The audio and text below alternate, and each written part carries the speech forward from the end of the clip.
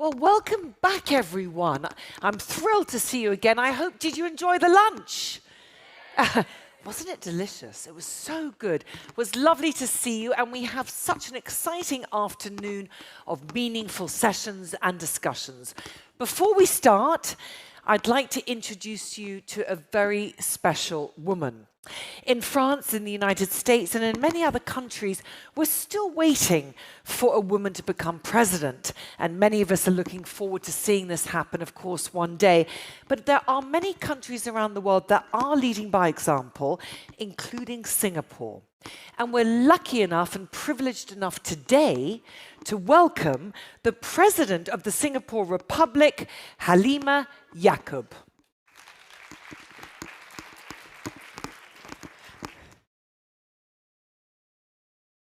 Ms. Audrey Cherkoff, Managing Director of Women's Forum, distinguished guests, ladies and gentlemen, I am delighted to join you today at the Women's Forum Global Meeting 2021 and to speak on the topic of building an inclusive post-COVID economy.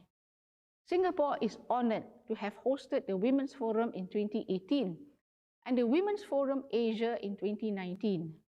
The Women's Forum is a unique platform to encourage dialogue and enable concrete actions to promote gender equality and build a more sustainable, fair, and inclusive world. It is also a platform for us to hold discussions on strengthening women's leadership roles in our society and economy. Over the years, the role of women has evolved. Globally, women empowerment and gender equality have become key priorities of many economic and political systems. More opportunities and support have been given to women. In particular, progress has been made to promote women's development in East Asia and in the Pacific. According to the World Economic Forum report, as of 2021, the overall gender gap has been closed by 68.9% in the region. However, COVID-19 is threatening to reverse this trend. Numerous studies have shown that women were exposed to greater vulnerabilities arising from the pandemic. Whether it was the economic fallout or mental toll, COVID-19 has disproportionately affected women globally.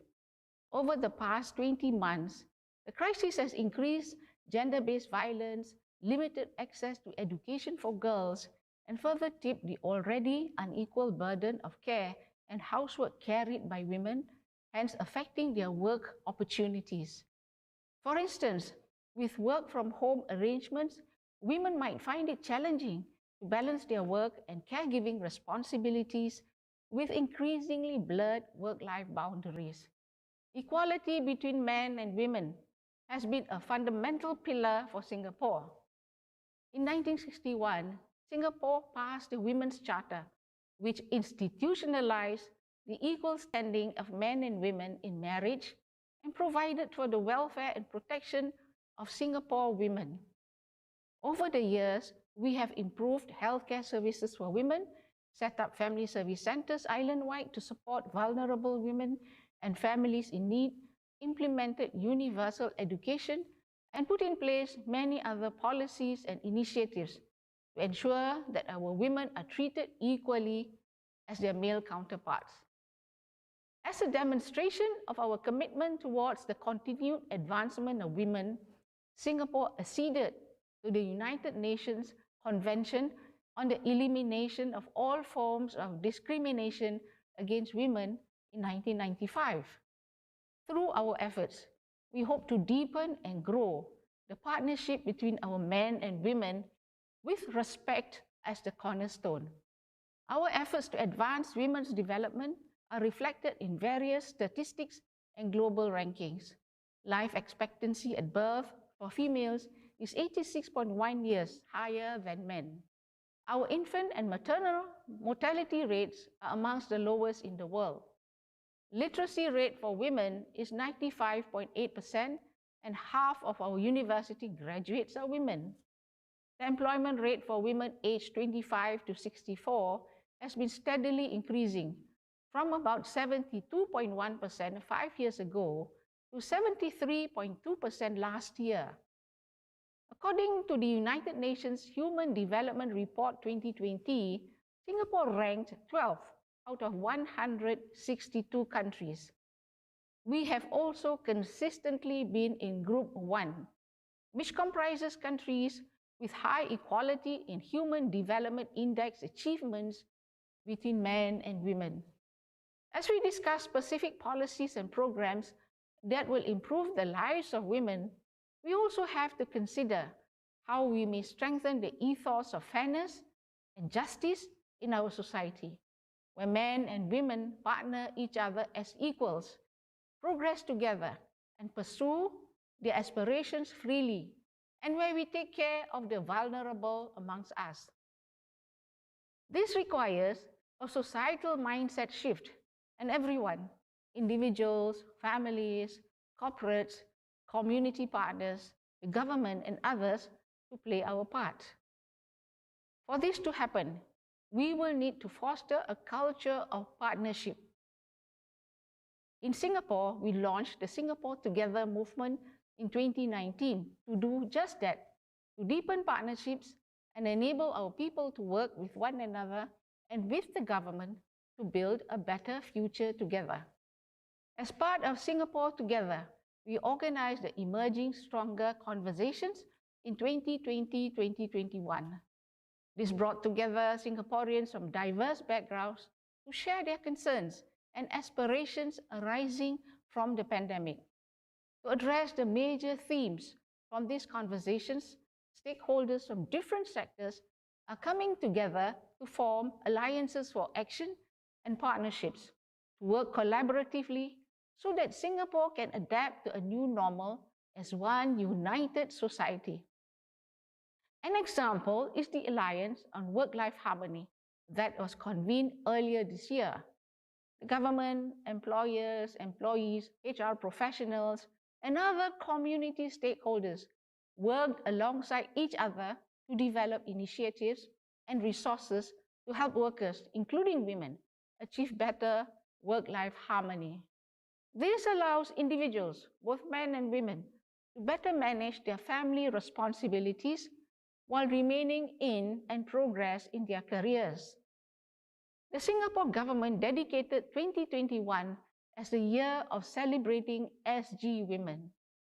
Amidst the crisis, we honor the achievements of SG women, promote women's development, and foster a more equitable society for all. While the fundamentals of Singapore's legislation and policies remain strong, the government continues to look ahead to understand the needs and aspirations of SG women. By doing so, we can ensure that our laws and policies evolve with the changing times. To this end, Singapore launched the National Conversations on Singapore Women's Development last year as part of Singapore Together to understand Singaporeans' aspirations for our women and the mindset changes required for the further advancement of Singapore women. Together with community partners, a total of 160 conversations were organized, involving nearly 6,000 participants from all walks of life, including youth, working mothers, homemakers, women leaders, and men. Overall, 5 key themes emerged from the conversations. First, promote equal opportunities in the workplace so that women are similarly able to pursue their career aspirations and excel at work. Second, better support for caregivers, many of whom are women. Third, enhance protection for women, both physically and in the online sphere. Fourth, more support for vulnerable groups of women. And fifth, a whole of society effort to shift mindsets and overcome stereotypes about gender roles. The government is studying the feedback and ideas shared at the conversations, which will be consolidated into a white paper and tabled in Singapore's Parliament early next year. We will also continue to work with our community partners to implement these proposals and address these issues together. Singapore's whole of society partnership approach put us in good stead to create better opportunities for all, safeguard mobility, grow inclusiveness, secure sustainability, and of course, strengthen the engagement and purposeful leadership of women. At this year's Women's Forum 2021, we should all turn our attention to action. The pandemic has exposed the weaknesses of the current system and showed us that we can recover from crisis only if we are united.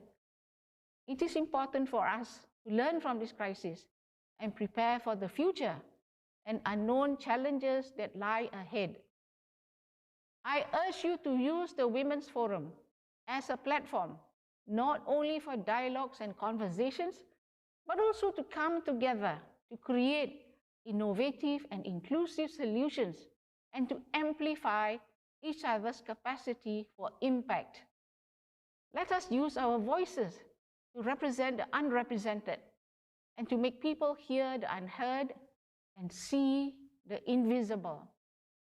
Let us transform this crisis into an opportunity to build a more equitable and inclusive world together. I wish everyone a fruitful conference. Thank you. Thank you so much to the president there. Well, our first is a very inspirational conversation.